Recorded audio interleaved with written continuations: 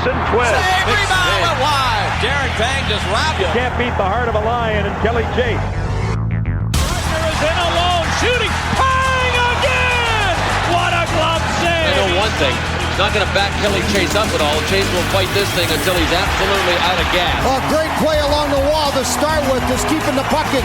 Shattenkirk with a quick decision. Schwartz bouncing on the puck. The save of the year. The absolute save of the year. Holy jumping, what a save this is. The pucker factor down on the Chicago bench is pretty high right now, let me tell you. The Blues have stuck with the plan. The push was on, and that leaves the sniper off the bar and in the net. And that is our drive to the net, and why wouldn't it be? This is Chasing Pucks with Panger, only on NHLPodcast.com, a Lineup Media Group production. Now, your hosts, Kelly Chase and Darren Pang. Welcome in here to Chasing Pucks with Panger on NHLPodcast.com. We are back coming at you, folks, and loving the podcast. Kelly Chase in here with Darren Pang. Panger40 at Panger40 on your Twitter handle, and at Chasing Pucks at Chasing Pucks 39 for our podcast here on NHLPodcast.com. And Panger, I'm excited about this week. We got some great topics. We look around the league a little bit, and 3-on-3 was announced. We're going to get a little of that. We got some rule changes we want to talk about a little bit. And as well, kind of a little bit of good and the bad, unexpected stuff. Auston Matthews, projected number one pick in the National Hockey League, injured, playing in Switzerland, went for the pro, playing in Switzerland right now. And then, of course, we had a record broken by Ovi, as he broke the record for the most goals of a Russian-born player. And then a little bit of fun we have with the rookies. Max Domi was one of the guys that his teammates had a little fun with, a little bit entertaining. So this week on Chasing Pucks with Panger, we are going to have a little bit of fun. Are you ready for this, big boy? Yeah, all I know is that when you were turning pro, nobody in Switzerland wanted you to go play.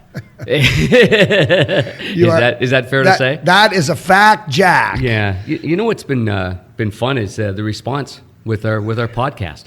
I think it's been really, really good at NHLpodcast.com, and I think that last week we had a real good run at it, Chaser, and only going to get better and better, and loads of things happen in the NHL, and some great stuff going on. Hey, listen, you're absolutely right. And if folks, you want to check out any of the other podcasts, you can check it out now at lineupmediagroup.com. You know, we can, they got the Ochi Man behind the eight ball. You're on the clock. Let's get it on, the MMA with Big John McCarthy and Sean Wheelock. So just go to the lineupmediagroup.com if you're looking for some great podcasts. Go to at NHLpodcast.com, and we will give you some of this love. And also, hey, we've been talking about this a little bit going around the league. We are having fun with people who are asking us about it. And they're like, hey, that was neat. I want to come on. I was laughing Brian Duff from Buffalo the other day. He said, hey, I listened to the podcast. It was awesome. When are you going to have me on? I'm like, hey, you can come on anytime you want. Absolutely. You come in and kill some time with us. Well, Duffer's got no hair, so that's number one. He's good. Oh, so he's good. The guys number two, that Twitter account at NHL Ties. They do a great job of having fun with a lot of people out there. And they love Duffer. They love his tie. Duffer, they like his poise with the tie. Yeah. He's got the perfect angles. He's got they call it the oak method, when you have your microphone off to the side and you can clearly see the knot. And there's disqualification on at NHL Ties when you do that. Is that a Scott Oak? Scott Oak, absolutely. Scott Oak, okay. He's got it perfected. Perfect, now, okay. Hey, you know John Shannon's a good man. He's been in the NHL a long time in production, and now he's on the air for Sportsnet and does a lot of shows that way. And I was looking at one of the games. We were watching a big monitor in a green room there in Toronto, and he says, "I'm so tired of this Scott Oak method and guys holding their microphones that way." Well, I do that all the time. So I'm like, what? What's wrong with that? You got your microphone on in a good shape. And then I saw an OHL game on. There was an Ottawa 67s game on regional television in Canada. And the guy had his mic. This bothers you too. He had his mic microphone. He's got the headset on with the mic covering his face while he's on the air. Terrible drives producer. you nuts, right? Yeah. So I say to John Shannon, who's been in production forever, he goes, "You guys worry so much about that stuff." And I was shocked to hear him say that because I thought he, as an executive producer of Hockey Night in Canada for so long, would be bothered by that. He was not bothered whatsoever by that. But so anyway, Duffer's always allowed on the program for sure. I love it. Well, let's start off with the All-Star game. Big announcement. Huge Announce announcement. a 3-on-3 and how they're going to do the teams and what exactly they're going to put into picking the teams and each division. Coming out with a format that they're going to have 6 forwards, 3 defensemen, and 2 goalies on each team, and you're going to play a tournament, a mini tournament. Yeah. And if you win, you move on, and you could play. You play against the winning team. The winning team gets $100,000 each. So it's $1 million pot. And so the obviously the East, the 2 divisions, they play one another. The winner advances. The West does the same thing. The winner advances. You've got a little championship game for 20 minutes.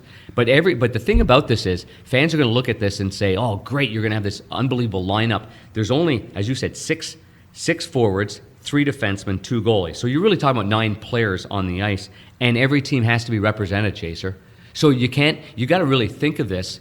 And Hockey Ops, Chris King is leading the charge in the National Hockey League. I talked to him the other day. This isn't easy. I put together the Central Division. I don't have Jonathan Taves in the All-Star game. You know? I've got, like a team like St. Louis is a top team. I've got one guy on it. Yeah, I know. One guy, which is obviously Vladdy Tarasenko. Vladdy Tarasenko. So we're talking about who we had to pick last night, and I was looking at all the names, and I was like, I don't know how I can pick this guy and not pick Alex Steen. Well, I already got a guy. So when you start going down, you think, well, I got to have Taves and Kane. Yeah. And then I got to have Duncan Keith. Okay. I do. All right. So there's 3 off of Chicago. And then I looked and said, okay, well then, I'm going to go down here and I got to have Shea Weber, and they're hosting it. So Pecorine, that makes it more difficult. Pecorine. Yeah. All of a sudden you look and go, well, maybe we got to have him because they're hosting, right? Yeah. Got to have him, right? And his record speaks for itself. No question. Jake Allen to me should be in the. Yeah. Okay. 9-4-0 record with a minuscule goals against average. Awesome. Save percentage is fantastic. His save percentage and goals against is better than anybody's. It doesn't have as many wins, but he's only one off the win mark of Dubnyk and Pecorine at this point anyway. So I put Buff in there because I wasn't sure who to pick from Winnipeg. On D? Yeah. See, I didn't put Buff on D. I put Blake Wheeler as a forward. Well, see, now that was a discussion I had last night, and I thought, well, and then you got Zach Parise because you got to have a guy from Mini. So who are you going to have? I had Dubnyk. You had Dubnyk, okay. I threw Dubnyk in goal. You might be right about it too, but I'll tell you what, I like, but if I'm somebody's giving me a choice between the 2 goalies, I'm going to take Jake Allen. That's just me. Yeah. Okay, let's just say Dubnyk gets hurt. Okay, now you need a Minnesota Wild on there. So now you got to revamp your forwards to get, let's say, Zach Parise in there or Ryan Suter on the blue line. Yeah. But then you got to take somebody off. Well, yeah, it's not an easy deal. I mean, and then you look where Chicago is in the standings, and you know how great those players are. The other thing that I was looking at is in my opinion, the best one-on-one player in the game.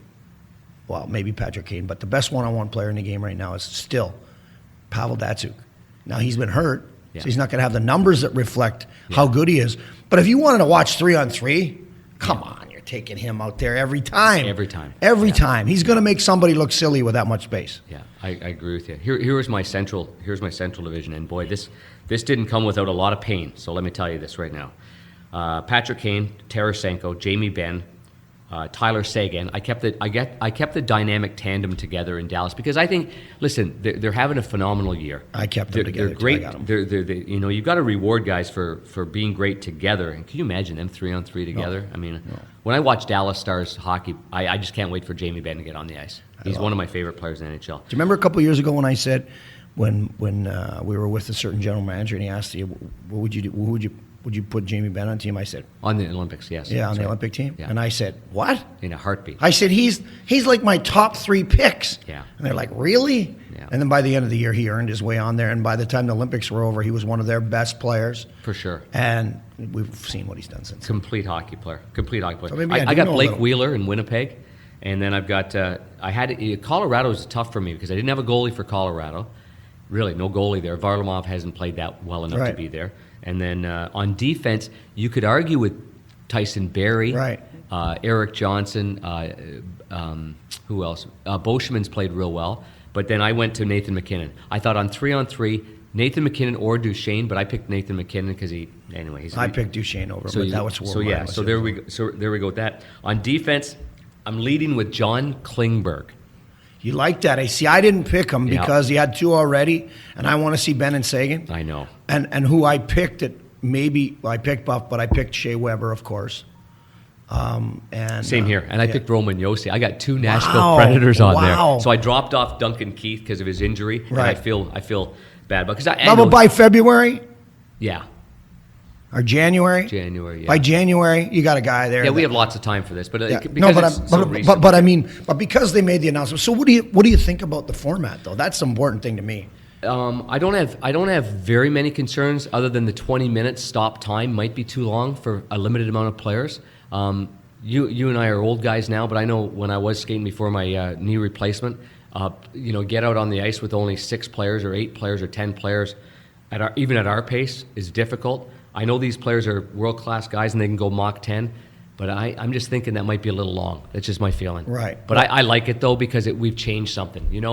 Chaser, it was embarrassing last year. It was embarrassing to watch. It was embarrassing saying that that's our National Hockey League because the casual fan is going to watch the All-Star game because it's the All-Star game. But when a casual fan turns it on and sees that no one's turning a dime, it was painful to watch. It was unwatchable, actually, is what it was. So this is better than unwatchable. I think it's going to be okay. I think it'll be exciting. If they don't want to check anybody, it's hard to check anyway. I mean, they don't want to hit anybody in an All-Star game. They don't want anybody getting hurt. Right. This is a pace that everyone, as you said, I'm not sure about the pace. But I will tell you this. There are a lot of players in the league that don't like 3-on-3. I heard Carlson the other day talking about it. I heard Alex Steen from St. Louis Blues say, I hate this. I'm a traditionalist. Yep. I think it's ridiculous. He goes, and I said, well, what about the shootout? And he goes, it's crazy too. And I said, but there's penalty shots in a game. There's more penalty shots. Some of these ridiculous calls they're giving guys penalty shots for now, it to me is a joke. Yeah. But they're getting penalty shots, so what's the difference if it's a shootout? Well, he said, well, there's 3-on-3 too. And I said, I bet you if you looked at the number of times there's a 3-on-3 in a year based upon the way the game is right now, yet looked at the amount of penalty shots there were, it'd be a huge gap. Yeah. I think. Penalty shots over 3-on-3. Oh, I think there's way more penalty shots than there are 3-on-3 opportunities in the game. Yeah. So. Well, we just witnessed a game between St. Louis and Buffalo. Okay? And by the way, the Buffalo Sabres, they're going to be a darn good team in no time structure. flat. This is the first time they've had structure in a while. Yeah, and they expect to win every game. But that 3-on-3, there wasn't a fan at Scott Trade Center. They stood the entire time. The entire time. On their feet the entire time. Yeah. I mean, the only other time they stand on their feet is when there's a goal or a fight. Right. Well, they stood for the entire 3-on-3 because it was end-to-end action. It was really exciting. I love watching it, and I think I said on the last show that the first 13 3-on-3s that were played, the team that won the opening face-off had a scoring chance. Mm-hmm. So how important is that first face-off? Because I mean, literally, it's almost like there has to be a turnover from a chance, basically, before the puck's turned over. Yeah. Like it's all happened almost every time. Goalie save. Big save, go the other way. That's exactly what happens in this one. Yeah, you can't get fancy. Do you remember early in the year when Ryan Getzlaf tried to do a cute little drop pass? Thought, we're just playing a little pond hockey out there. Right. Breakaway the other way, game's over. Right. Just like that. Right. And a lot of them have ended in the first minute. So that leads me to my next question for you. Tell me about the rule changes that you want to see. Because you and I were talking about this a little bit, and you were saying, and I'll give you a little my philosophy on some of them too while we're changing things. Well, it was mentioned to me the other day about making power plays full 2 minutes, and I just said, but we have so many calls that are so questionable. A ticky-tack call, and everybody in the building knows it's not a good call. The referee probably looks at it later, it's not a good call, and a full 2-minute power play, I think we're treading down difficult water. So here's the only one that I've liked so far. While you're a man short, you can't ice the puck. Wow. Well, that certainly would create chances, and I guess our game has evolved and changed in many ways. That certainly would create some chances, and who knows. If you couldn't ice the puck, trying to play the keep away would certainly have turnovers. Yeah. Line changes would be awful difficult. It would be interesting, certainly. That's something I got to think a little bit longer and harder on. What do you think? Well, the first thing I would do, not even a question, I'd get rid of that trapezoid. I think that a goalie playing a puck is a skill, and if you want to keep the game moving, let him play the puck. Let him play the puck. That's me, okay? Yeah. Brett Hall, his philosophy on something that I've thought about, I've had time to think about this one, is move the nets back where they're supposed to be. You want goals to be scored? We're a goal scorer. They're not scored from behind the net. Yeah. Say, oh, no, they make plays behind the net. No, they don't. Coaches now have players grinding the puck into a corner, into a bloody corner, cycling 60 times, killing a clock. Yeah. You want to push the nets back? Now the puck's in front of the net. Now pucks are getting to the front of the net. Put the net back where it was. I like that. Gretzky was pretty good behind the net when they were back in the normal he wasn't position. bad. Last time I checked, he was okay. Last time I checked, he was. Right. And so is Doug Gilmour. And hold on, so is Bobby Clark. So is, let's just go through the names. Ryan Trottier and so I don't disagree with that at all, Chaser. I think that's not bad. But I'm going to go back to your trapezoid for 1 second. Okay. Now, the trapezoid in itself was, maybe it was the right idea, but to me they had it the wrong way. You're allowing a brutal puck-playing goaltender that has no mobility or skating ability to stop a puck behind the net.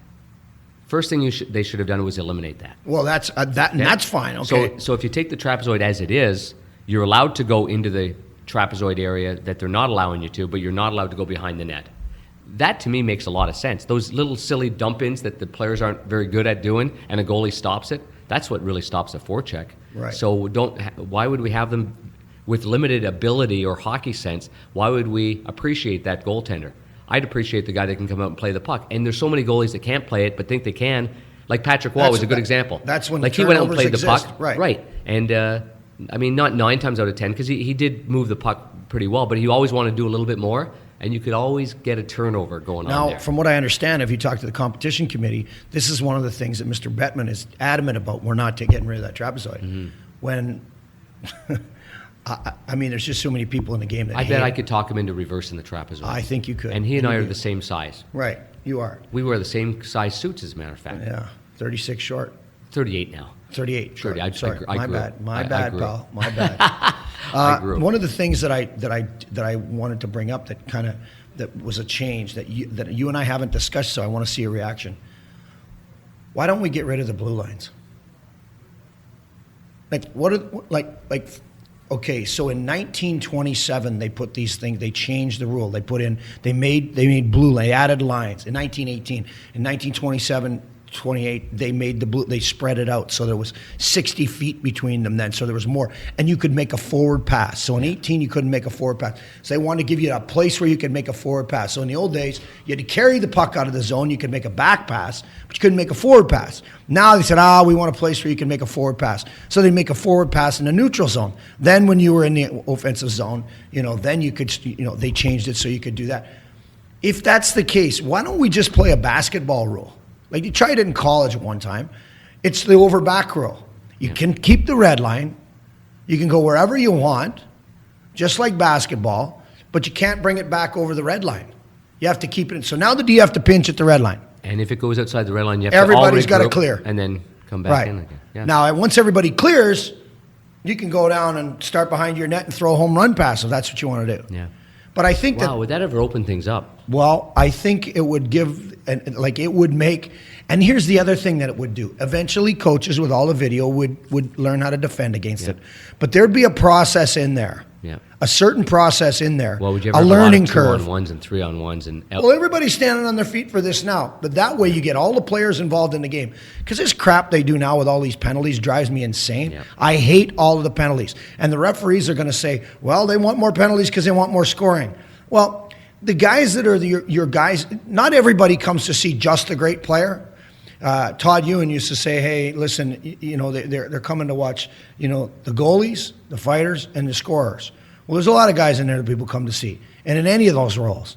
Mm-hmm. But when there's penalties for 7 or 8 minutes of a game, and you're not on one of those specialty teams because you might not be on a penalty kill and your team's getting dinged, and then it goes to the power play, and you watch a guy play 3 minutes who's a fun player to watch because he's physical, he likes to get in them, he's got some emotion, he's got some character, charisma that he brings to the game, drives me insane not seeing Steve Ott on the ice, who's a guy that has all of those things. Mm-hmm. And to me, if you did this and got rid of the blue lines, you'd have a much. Then you wanted skill players. You'll see skill. Yeah, I you know what? I this isn't as far fetched as I thought it was when it first came out of your mouth.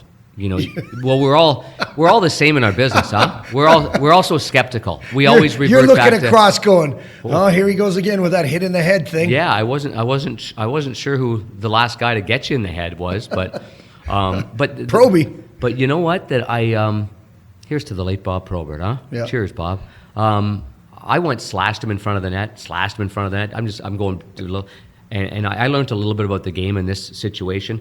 I'm poking away. He's a big guy. I think I'm doing the right thing. I'm going to poke away at him until he turns around and he drills Bob McGill, who was my defenseman, right in the jaw. Right. Bob McGill, the next whistle, comes back to me and says, "Would you quit poking Bob Probert? He's not going to hit you. You're just a little guy. He wouldn't hit you anyway." Okay. So then, sure enough, I still didn't understand what he was talking about. They fought. It was my fault. Oh, yeah. And the little things inside the game. Jimmy Montgomery. I'm going to tell Jimmy Montgomery is going to be mentioned twice in this show because I got a story about him a little later. But Jimmy Montgomery was a little bit of an agitator out there. He would play the game. He trying to find a way to stay in the game. And he one time was in Long Island was just poking his stick through at everybody, and stirring up. You know what? And Paul Stewart was doing the game. And he just came in and he said, "All right, everybody out of here. Baumgartner and Chase are going to fight." I'm looking around going, whoa. Kenny Baumgartner's not even on the same side of the pile as I am right now. I'm like, what? And he goes, everybody out. Chase and Baumgartner are going to go. And, Kenny, he wasn't about to, he was looking around, where you at, Chase? Where you at? And that's how Kenny was, right? Yeah. And him and I get after it.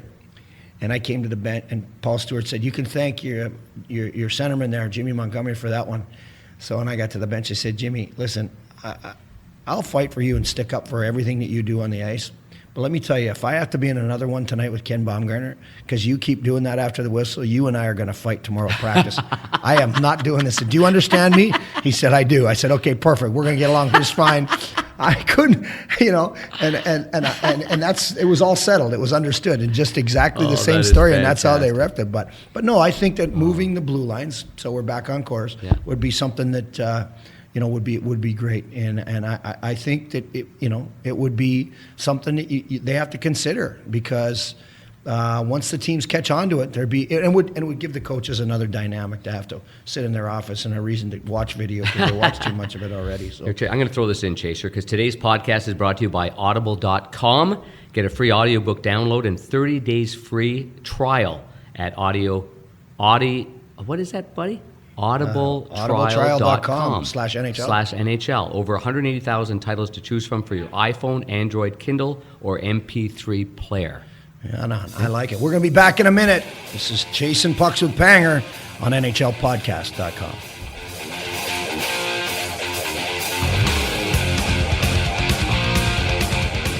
Hola, muchachos, my friends. This is the Ocho Man from the Ocho Man Behind the 8 Ball podcast. If you're enjoying Chasing Panger show, you got to give our podcast a listen. We've got a new show every Friday with the great crew of guys that talk everything from sports, conspiracies, stock market, whatever crazy shit that we talk about. It's crazy. I'm telling you, guys will love it. Find our show now on ochoman.com, on iTunes and Stitcher and all major podcast outlets. Brought to you by Lineup Media Group, my friends.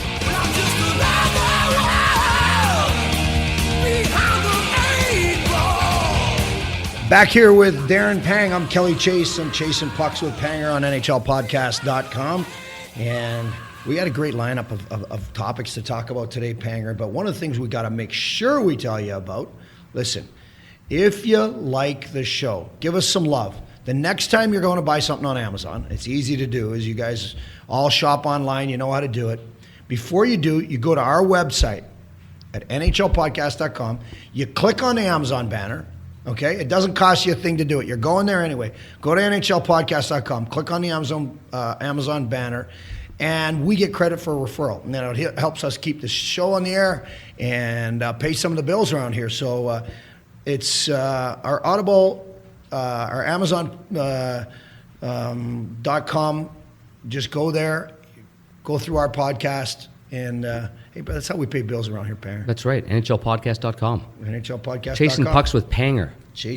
And we're on Twitter at Panger40 and at Chasing Pucks. The Goon and the Goalie? The Goon and the Goalie. That was Marty Kilcoyne. That might have been better, but Chasing Pucks 39 at Chasing Pucks 39 is my Twitter handle, and at Panger40. Let's talk a little bit right now about a record that was broke last night as Alex Ovechkin breaks the Russian scoring record. Ovi had his 484th goal in 777 games, which it's almost 470 games sooner than Sergei Fedorov, who is the record holder until last night. Alex McGillney had 473 in 990 games, and Pavel Bure 437 in 702, and then Alexei Kovalev 1,316 games he played, had 430 goals. So he was a good player. He was a good player. Fancy player. He's a good player. He's a good player. Fancy player. Hey, Alex Ovechkin, I mean, I know it's tougher to score goals now. Would he have been one of those guys that had the numbers in a season like Brett Hall, Gretzky, and Mario? I agree with that. I don't think he had exactly the same type of hockey sense as them, but I think he had the will and the desire to bolt through people. He is bullish, isn't he? I give him a lot of credit. I think there was a time when I think all of us in media, a little guilty of picking on the Russian players or the European players that we felt like their main goal wasn't winning the Stanley Cup. You know, I thought at one point I can agree with that. His main goal was going to the World Championships or going to the Olympics or whatever. But I have a lot of admiration for him. Even when he's not playing well, he forechecks hard. He finishes his checks. He plays with passion. And yet, you know, when he did some things like scoring his 50th goal, he dropped his stick and he wanted to, you know, not touch it like it was real too hot. And you remember Don Cherry and many people just ripped on him for that. But it was interesting, you know, Nick Kypreos, and you probably scrapped around with Kipper and you know him real well. He kind of challenged me the other day saying, does he have a chance to break Gretzky's goal scoring record? 894 goals is what Gretz scored in the regular season. I did the math last night. It's hard, huh? He'd have to play till he's 40 and average 40 goals a year to get to that moment. Is that the same math you got? Yeah. Because you know my math. It's not very good. And I also looked at, here's the other thing I looked at. I looked at, you know, not just the way he plays the games, the way that guys get injured. You know, the game is those great players get hit a lot more, and the way he punishes guys, the way he wants to play a power forward type of a game. Brett Hall made the comment that he thought he would catch him at 741, and I thought, you know what? I don't know. It would make him 741's not far off the mark. No, it's not. Not far off the mark. You know, but yet, you know, he's going to finish his season, and by all accounts, he's going to be over 500 and whatever. So he's 200 and some away. But now you're talking about the 50-goal seasons. How many of them does he have left? He's going to have to sprinkle in a 60-goal season, a 58-goal season, and that'll allow him to drop down to a 41-goal season. But the thing is, and everybody wants to talk about the size of the nets. It's a conversation again. Every player has shot blockers on their skates. Yeah. Every player's in the shooting lane. Yeah. It's amazing to me that pucks even get through to the net. Besides the nets and the size of the goalies, it's amazing that they even get through to the net. But he plays a less, what's the way to describe, predictable game. Less predictable game. He used to come down the left side, cut back to the right, have a little snapshot or whatever. Yeah. I've seen some of the goals he's scored now. He's been unbelievable. Well, he will now take the puck down. I saw the other night, he took the puck down the right wing and spun off a guy and then stutter stepped into the middle of the ice, and I was like, what is he almost pulled two guys' hamstrings trying to figure out where he was going, and then got a shot on goal off his back foot, and I was like, there's so many things that he's so special at. Yeah. And it's strength more than anything. I mean, he's got speed and he shoots the puck so well. Those are all attributes that a goal scorer has. But very few goal scorers have the power to bowl over somebody that he has. And I think that's what makes him special. I think Sergei Fedorov played a different it. type of a game. He was Sergei Fedorov was graceful. Yeah. It was his jersey flapping in the neutral zone. And when Sergei Fedorov got his legs planted out to the side and he was coming at you, he was going so fast, you had absolutely no idea what he was going to do. Yeah. Where if you had if Ovi's coming at you, he just drills you if he wants to. He slips it by you. He's going to lean his shoulder into you. He's pretty direct. And the difference is one really was a centerman in Sergei. So, sure. One being a centerman, one being a full-on winger, gets in on the hunt, gets in on the forecheck, has an appetite and a thirst for scoring goals. We talked about Sergei. Alexander Mogilny. I mean, I loved watching Alexander Mogilny. I mean, more so than Bure. I thought Bure sort of bothered me a little bit. I mean, it's funny this way. The goal scorers have to score goals, so they cheat. But he was the biggest cheater of them all. And I don't mean that in a... He just left the zone so quickly. But he would have been far over 500 if he'd have played 1,000 games. And no red line. If there was no red line, could you imagine Pavel Bure? No. Can you imagine? Because you can't catch him. Half a step on you, bye-bye. And he was, from a goalie's point of view, he had a number of options. He was a great deker. Yeah, great deker. Yeah, he could go forehand, backhand, forehand, up under the bar and in. He fooled you. He made goalies look stupid with some of his moves, Yeah, I remember Jeff Courtnall telling a story about how he told he told the guys in the room. He said, I'm gonna make sure tonight that don't worry tonight because we're gonna win this game. We're gonna be fine. And in the first period, having 2 goals in the first period and coming in the room and the guys, and it was a 2-1 game and he started playing with a different lineup. And he looked at Quinn, and Quinn said, well, I'm trying to get some other guys going. If you're that adamant about how you're going to play, we might as well put you with whoever and get everybody going in this game. And I thought it was funny that you could have a player that could come in, and we've heard that out of guys before, where they come in and they're going to command what's going on. I mean, you've heard the story about Brett Hull jumping over the boards in L.A. because he wasn't allowed to play at the end of the game. Yeah. And Hully jumped over the boards when they tied it up late in the game, and he wouldn't come off the ice. And Brian Sutter was trying to get him off the ice, and he wouldn't look over at the bench, and he's screaming at Hully, and Hully's not paying attention to him. And pretty soon Koharski says, listen, one of you guys got to get off the ice. So Richie Sutter's standing there with him. He goes, Richie, get the off the ice.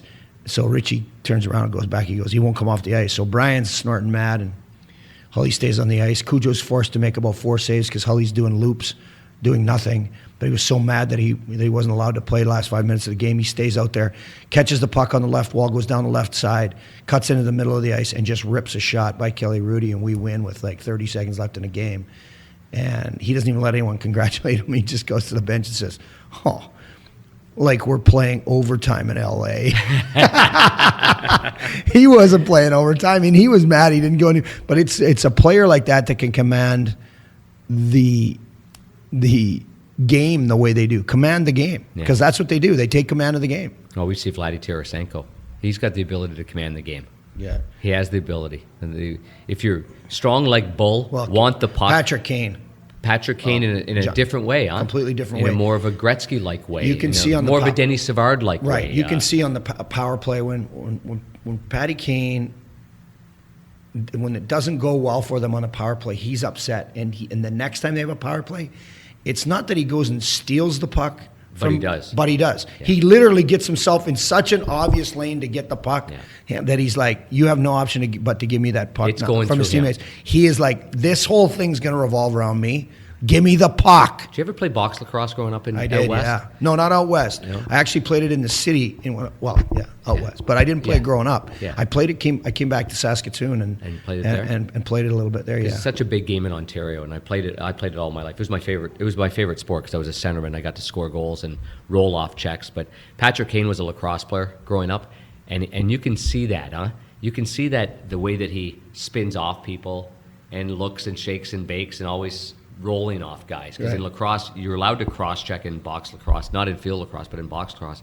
And you have to roll off those hits. Otherwise, you're getting them right in the kidneys, boy. Right. And it doesn't feel very good. But you talk about a motivated guy with all that he went through in the off-season. And now he's... I think he looks back at that now and just wants to say to everybody, I'm a hockey player. I told you I did nothing wrong. Here I am. Right. I think he wants to win the Art Ross, the Conn Smythe, and the Stanley Cup. Look out, everybody. He has it in his mind that he's going to dominate the season, and thus far he has. Yeah, yes. So, I look at a guy like Ovi as being a little different. He's a guy that can command the game as well. You know, he's certainly got the potential to get to the kind of numbers like Hull and Gretzky, those types of guys, and I mean longevity. Look at Jaromir Jagr. Every time he's on the ice, now he's setting a new record for himself because he's marching up in the scoring standings. Yeah, and it's funny because here in St. Louis, the passion for a Stanley Cup is undeniable. Undeniable. No question. Jagr's played a long time now with so many teams. You wonder what his motivation is it just to play till he's 50, or is it to win again? And I know he's a remarkable athlete, but for Ovechkin, of all the players out there, for him to win a Stanley Cup in Washington, wouldn't that be something for all he's endured? It certainly would be. It'd be something else. Certainly would be. Yeah. Well, one thing about the guy is that he has a thirst for playing. He has a thirst for scoring. And I really believe a passion for the game, not just for his home country and homeland, which he certainly had been accused of early in his career, but he has a passion to bring the Stanley Cup there. Folks, this is Chasing Pucks with Panger. The website is NHLpodcast.com. Our Twitter handle at NHL Show. And Facebook.com, you go to /NHL Show, email, info at NHLpodcast.com. So if you have anything you want to throw at us, just email us, info at NHLpodcast.com. Or subscribe, you can go to iTunes, Stitcher, Podbean, or any of the major podcast outlets and click on subscribe. Leave us that 5-star rating. We'll take it. We'll take that 5-star rating, folks. It'll help us. It'll be our best rating ever. No question about it. And remember, you can check us out on our other shows on Lineup Media Group. There's a whole pile of shows you can check out there. Lineup Media Group is the place to find us. And, personalized, you can just plug the show, Facebook, Twitter, anything you can do. We appreciate it. We want people listening, and we want your input, and we want your feedback. And that'll dictate a little bit about what we do here. So I'm Kelly Chase. He's Darren Pang. We'll be back in a minute on Chasing Pucks with Panger.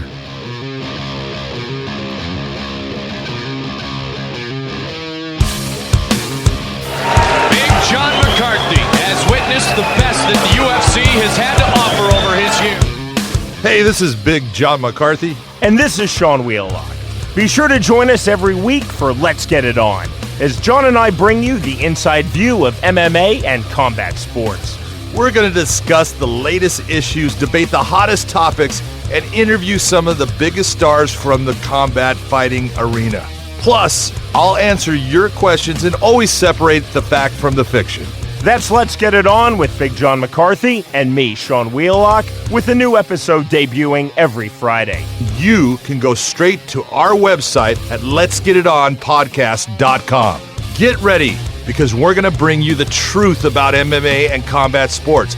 The real question is, can you handle the truth?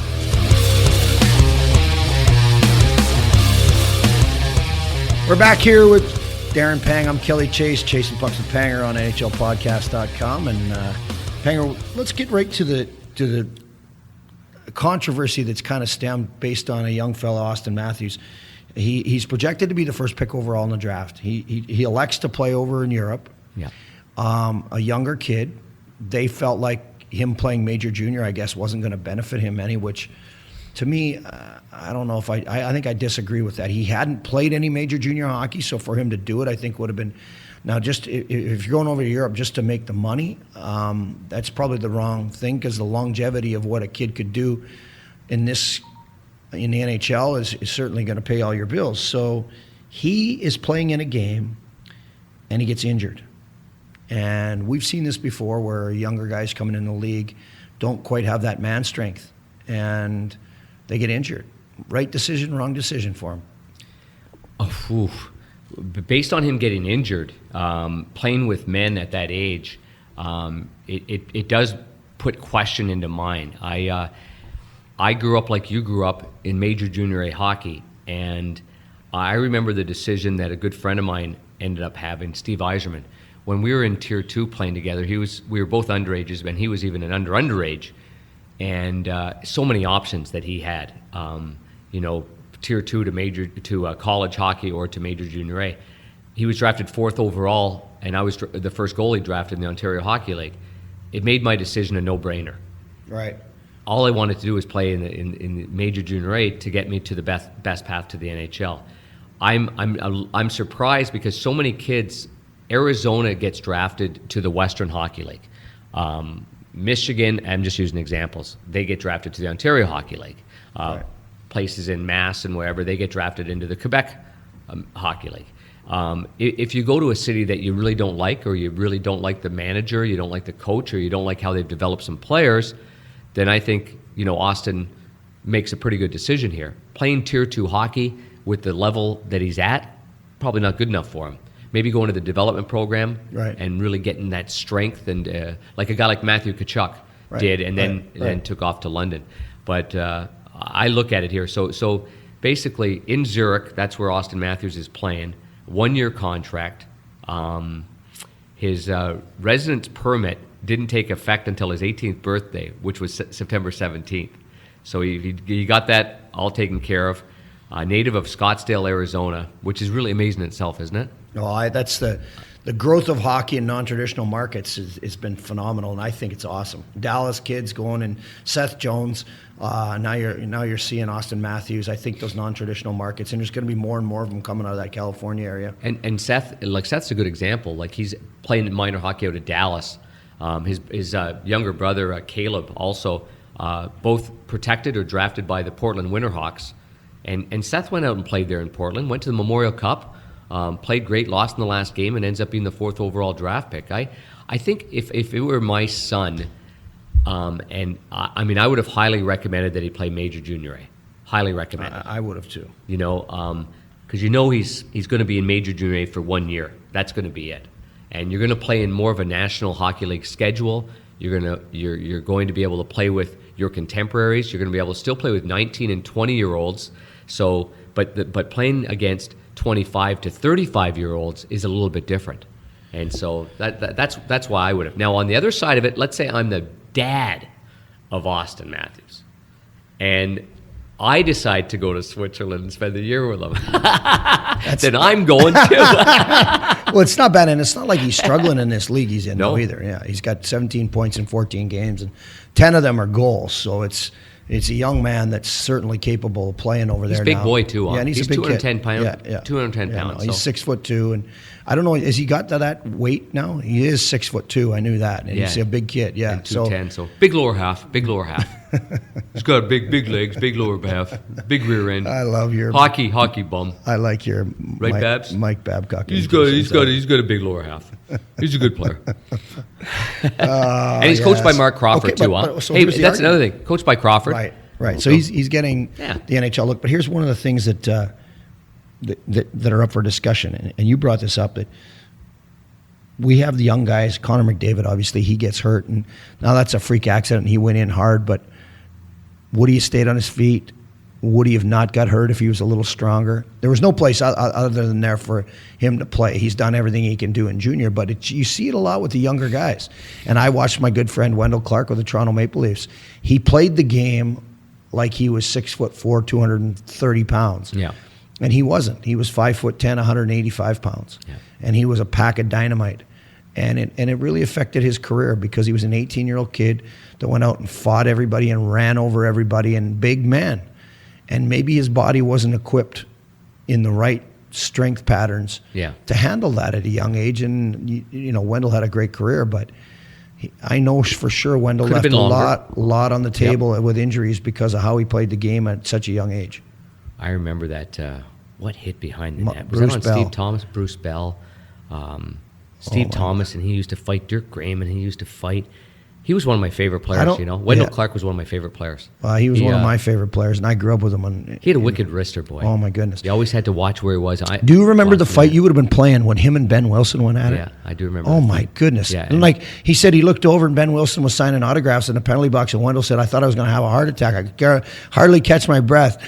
Now, what a fight that was. It was like, oh, my goodness, and this 18-year-old kid, and I say this all the time, nobody came in the league at 18. Nobody. No. And fought big, strong, tough guys like and men like Wendell Clark did. And there was 18-year-olds that came in the league and were tough guys. None did that. None like those. He was with the heavyweights, the lightweights. You got in his road, you bumped them, you lipped off, you stuck them. Everybody was getting it. And then you talked a little bit about Jeremy Roenick. You know what? Jeremy Roenick tried to go to college. This was hilarious. He came to training camp, then tried to go to college, and he went to BC. And the quote in the paper was something about there was just too much homework. So he tried that for a week or 2 weeks. That was enough. It was and then him and Keith Kachuk both went to the same philosophy school. And then he went to the Hull Olympics. Right. And if I'm not mistaken, Alain Vignon was the coach in Hull. And then we ended up recalling him in November or December, and he stuck. And it was an all-star game. I think it was in 91 or 92 that I know a few top players pulled him aside because everybody thought this guy is unbelievable. I mean, he's a two-time 50-goal scorer as a centerman. The only guy that scored 50 goals twice was Al Secord and Bobby Hull in Chicago. Chicago, yeah. And but he was hitting everything. He was only about 168 pounds, and whether it was Gretz or somebody else, they said, basically, you got to slow it down, man. You can't hit everything in sight. You're going to get yourself hurt. Right, you're going to get hurt. You're going to get hurt. You just keep going, So, anyway, real tough way to play the game. Right. How do you take that spunk out of somebody? Well, you don't want. JR's, if you couldn't take it out of Wendell, boy. No, that's for sure. He played like that when he was a kid, when we were growing up, and he played like that till the last game that he played. And I felt bad. I remember a guy kind of giving him a face wash once in a game, and he looked at the guy and he kind of chuckled and just skated away. And it bothered me because I wanted to say to the guy, you almost had, like, do you have any respect for a player? Like, you can play tough against them, but don't try and embarrass Wendell Clark. Because in his day, and I can't remember who the guy was, but in his day, he would have tuned this guy in so fast it wouldn't have been funny. And yet, he was like, look, I know that I've got to get as much as I can out of this body before I retire. And so, but Austin Matthews, a heck of a player, and will be projected the number 1 pick in the NHL draft, and I am sure some team is going to be very fortunate to have a kid like that make a huge difference in their game.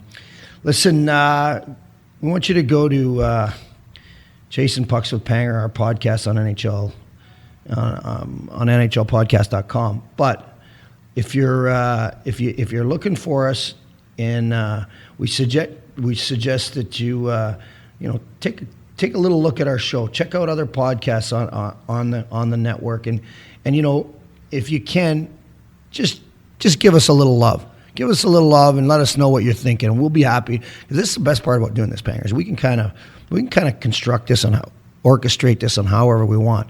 And then if you want to shoot us a note, you can get us one at NHL Show on Twitter or Facebook.com/NHL Show, or you can email info@NHLpodcast.com, or you can go to Panger40 at Twitter and Chasing Pucks 39. For all the listeners here of the Chasing Pucks with Panger podcast, Audible is offering a free audiobook download with a free 30-day trial.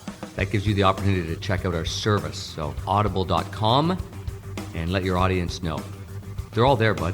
Hey, man, I think it's fantastic. Why not? Go do it, we got more. We got more to this show, man. We'll be back in a minute on Chasing Pucks with Panger. Hey, guys. If you have kids who play baseball, or you're a coach or an instructor, you've got to check out our weekly show, Youth Baseball Talk, powered by Baseball Youth with me, your host, Jim Cromer.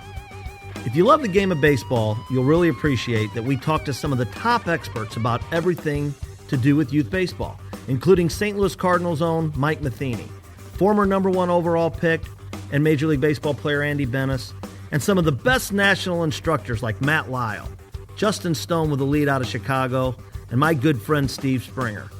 as well as some of the best teams from across the country telling us how they do youth baseball. Find our show at youthbaseballtalk.com, through iTunes, Stitcher, Podbean, and anywhere else that you would get your podcast. Thanks, and enjoy the rest of Chasing Pucks with Panger. Back here, Kelly Chase, Darren Pang, Chasing Pucks with Panger on NHLpodcast.com. And Panger, we got to get to our tweet of the week. Texter tweet of the week. You love this, don't you? I like the tweet of the week. I think it's fun. There's so many to choose from, though, and you and I both scroll down our our threads and all the followers that we have, or all the people that follow us and we follow other people. Anaheim Ducks put something out here that I thought was great, and I always enjoy this part of this stuff because it's deep inside. It's like so the Ducks post this here while his teammates hit the ice during a preseason game. At Ryan _Kessler went undercover. The results, just watch. So they've got a makeup person there. They do his face up. They make his beard a little bit grizzly. They've got some glasses that make him look not at all like Ryan Kessler. Make him look like a Ducks fan. He looks like a Ducks fan. And he's got like underneath, he's got a pouch. Like they've got a bit of a belly going on, and he's a little bit sloppy, and he's hanging out with the fans, and he's in the stands, and he's trying to do the wave, and he's trying to, hey, who's your favorite player? And he's going through the whole thing, and I thought that was great. Well, don't give too much of it away. Easy thing, isn't it? Don't give too much. Make people go to it. Okay. You got to see it. So here it is. It's at Anaheim Ducks. So undercover Ryan Kessler. Okay. And if you get a feel for it and you want to go to YouTube and pick up the Kyrie Irving Uncle Drew segment. It's much like that. The Pepsi commercial. Yeah. Where Kyrie goes undercover as well, and he dresses up as an old guy that's going to play in a street ball game on the court, and then he just dominates. It's awesome. It's awesome. So, did you see a little while ago, by the way, Peter Forsberg do that? No. In Sweden? No. His buddy brought him out to he came out like he was an ankle bender? Hockey, yeah. And they had a makeup guy doing it all, and he was an ankle bender, and the guys were giving his friend grief. Why did you bring this guy? They're getting all sour. He can't play. He's awful. This guy's a joke. And he gets on the ice, and he's coming to the bench. He's saying, sorry. And then he turns it on, and then he starts playing, and they're like, that's Peter Forsberg. And how they figured out it was Peter Forsberg, because he's still in the full makeup, but he made a couple of moves that looked Peter Forsberg-ish. Right. And anyway, the guy's got a stamp after him. Gig was up. It was good. The guy's got a stamp after him. He's pretty good player. Yeah, he's a good player. Good player. Chasing Pucks on NHLpodcast.com. Back in a minute. This is Lineup Media Group. Perfection in podcasting. He's Darren Pang. I'm Kelly Chase at NHLpodcast.com. Chasing Pucks with Panger. We're back here and around the league. We got the great calls of the week and the happenings. Sometimes it's saves. Sometimes it's goals. Sometimes it's just an entertaining call by a hockey personality that loves the passion of the game. Here they are, folks. Your NHL calls of the week. Time's wasted now in the third. Ovechkin on the go. Alex pulls up. Deflection try. Good save. Lets it in. Oshie to the goal mouth there. Backhand score! Alex Ovechkin has done it. The greatest Russian goal scorer the NHL has ever seen. He's one better now than the great Sergei Fedorov, who was just inducted into the Hockey Hall of Fame. Backstrom, who's been a helper, 45% of the goals Ovechkin has scored in his career. It doesn't get better than that. He gets in the record book with the grade 8, setting him up on a beautiful backhand pass along with T.J. Oshie. Shot on Backstrom on goal, and a save by Allen. Now Pietrangelo gets it again. Someone has lost a stick in the blue zone. Look at it in front, wide open. And Dano scores. No, he doesn't. It's in the... Oh, my God, I thought it was in. It's in his glove. It is a save of the year by Jake Allen on Dano. Are you kidding me? I thought it was in the net. Oh, Lee jumping. Hands are up by Dano. And not only that, and they will obviously look at this.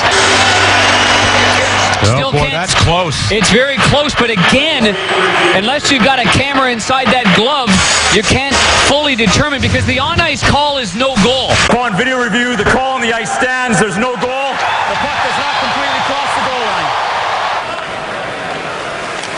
Draisaitl trying to beat Taves up the ice, and he steamrolls ahead. Draisaitl's going to get to the net. He's centered it. Hall! Crawford! Call the cops! Gage, Taylor, Hall at a 6x4, and Crawford keeps the game alive. And the one-timer from Hall didn't spend a lot of time on his stick. What a save by Corey Crawford. He extends, goes into the splits, and watch this left glove. Absolutely robs Hall.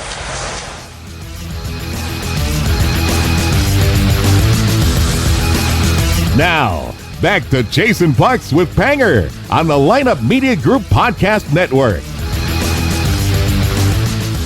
Chasing Pucks with Panger coming at you right now. Here we go. Panger, one thing we had a little bit of fun with Max Domi in Toronto, where he's from. Had a little bit of a prank pulled on him by his teammates where they've been doing this for years, where we kind of hold the team back and then let him lead out because they say, oh, it's your hometown. You lead us out. You know, it's a big thing they do with the players. And then when Max Domi charged out onto the ice, all the players just stood in the hallway and he just flighting around out there. How many laps did he go? He went about 2 before he realized no one was coming out, and then he was kind of like, and he didn't know what to do. He's like, okay, all right, enough already. And, then the guys are all chuckling in the hallway watching him out there, a little embarrassing young fella out there. But it was great they got him, and he's a great sport and off to a fantastic start. But I got a story. Somebody asked me the other day, so you guys ever play any pranks on? I played a terrible, fun prank on. This is our Jimmy Montgomery story. But Jimmy Montgomery, Kevin Miller had taken and putting shaving cream in his socks. So he put his socks on, and of course there's shaving cream squirting out all over the place. And he thought it was me. Well, I came in to the locker room, and he was cutting holes in the ends of my socks, and I caught him. So I waited. I said, you shouldn't have done that. He was a rookie. You shouldn't have done that. And me of all guys, because I will get you. And no I know. way. Not you. I waited 2 weeks at a Super Bowl party at my house. Some of the young single guys went out after, and we heard the story the next day about how, he was joking around, and he had joked around with this girl, and she, kind of took a little offense to it, and he was like, and so the guys are like, get out of here, Monty, you're being, and he was a funny guy. He was a good guy. He was a fun team guy. So anyways, I had it set up so the police came to the locker room, and Mr. Shanahan, our owner, just happened to show up at the rink that day, and I'd set it up with Brendan Shanahan, and I'd set it up with Jim Rivnik and Brett Hedican, who lived with them. I said, you guys are going to get interviewed. Got to play around, and you just got to say, hey, it wasn't us. It was Monty. You got to play Jimmy. The game. No one else on the team knew what was going on. Sure enough, Mr. Shanahan shows up the rink, and 2 police officers happened to be there, and they come down and they said, hey, before we had a little problem at the bar last night. There's a girl that's, feels like she was, kind of assaulted. Ooh. That verbally you weren't very nice to, and she filed a complaint, just about you being rude. And he's a complaint for being rude? What are you talking? No, that never happened. That never happened.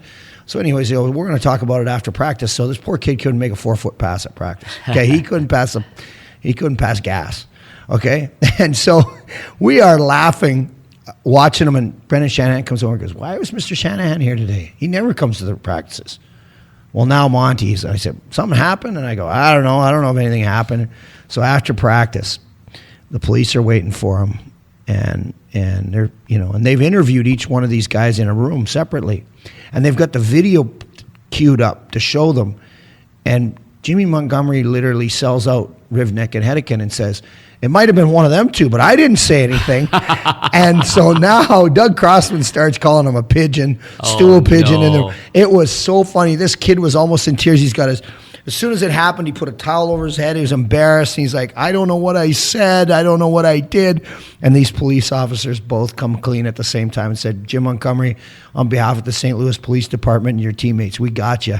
Oh, and he thought he was getting arrested and going to jail. And it was fantastic. And when he goes, I'll never go near your stuff again. I know it was you. I said, you got to get the right guy. I wouldn't admit for about a year that it was me that set it up, but he knew he got set up, by the guys. And I said, don't ever touch my clothes again. Don't perfect. Cut my clothes. Don't touch my clothes. I love it. Love it. So we had a little bit of fun with them. So it was one of the things we still have fun with Monty. Anyways, folks, that's what we do to young rookies, Panger. Every once in a while. We got more of those stories coming up every week. on NHLpodcast.com. On Chasing Pucks with Panger. Back in a minute to wrap things up.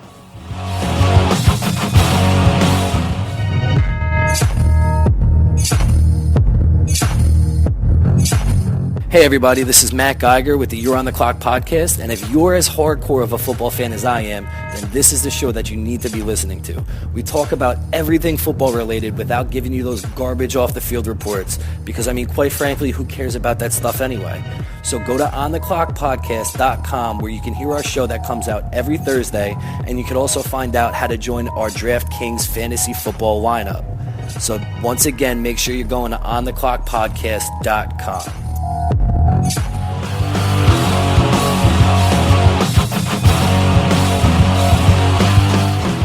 Chasing Pucks with Panger. You can go see Darren Pang on his Twitter handle at Panger40. Kelly Chase at Chasing Pucks 39. At Chasing Pucks 39. I think our picture of us on this on our NHL podcast is really good. And hey, the young lady Holly that took the picture, she did a fantastic job. Did she ever? Yeah, she made me look good. That's hard to do. Yeah, I don't know how they touched up that picture, but it looks pretty good. She works at that Pure Bar training facility. Yeah, she's good. She is good. She's good. Good girl. Listen, it's been a fantastic week of hockey. We got a great week coming up ahead of us. Looking forward to some games. Next week, we'll probably talk a little bit about the teams that got out of the gate in a hurry that were maybe not expected, and some of the teams that didn't get out that we expected to get out of the gate. We've got some fun stuff coming up. We're going to talk next week, too, see if we can roll in a guest here and get them on Skype and throw them on to the podcast. And, hey, man, I love doing it. I love coming on and talking hockey. We do it anyway every day, buddy. Yeah, we do. And it's... this actually gives us more freedom, to be honest with you. I love it. To wheel like this, we have such limited time to get points across and to have some real hockey conversations. So like when we say pucker factor or he couldn't pass gas or you probably wouldn't say that on there. Although you did say pucker factor on the air one time. Yeah, I might have. I've got a kind of a famous one where I said. Hi again, everyone. Welcome back inside. Alongside Dave Strader, I'm Darren Pang. Just moments ago, Stefan Yell tries to beat off Chris Chelios. It was a real memorable moment for me. It was on national TV on ESPN, and you saw the Bob Miller one too, right? I saw Bob Miller's, and we all have those moments where we ramble on and don't know what we're saying. But if you can't laugh at yourself, then you can't laugh at anything. Hey, big listen, boy. I think it's fantastic. Yeah, I get a chuckle out of a lot of the things that we hear, see, or whatever. But the Bob Miller one, if you haven't checked it out, about the guy standing with 8 inches in front of the net with 8 inches of shaft in his hand, is pretty fantastic as well. So, Hall of Famer Bob Miller. Oh yeah, Hall of Famer. Happens to him, it could happen to anyone. And it does. Oh, I love it, folks. That's a wrap. Chasing Pucks with Panger, NHLpodcast.com. We love you. Love doing it. Panger, have a good week, pal. Have a great week. You too, buddy. Over and out, folks. Over and out.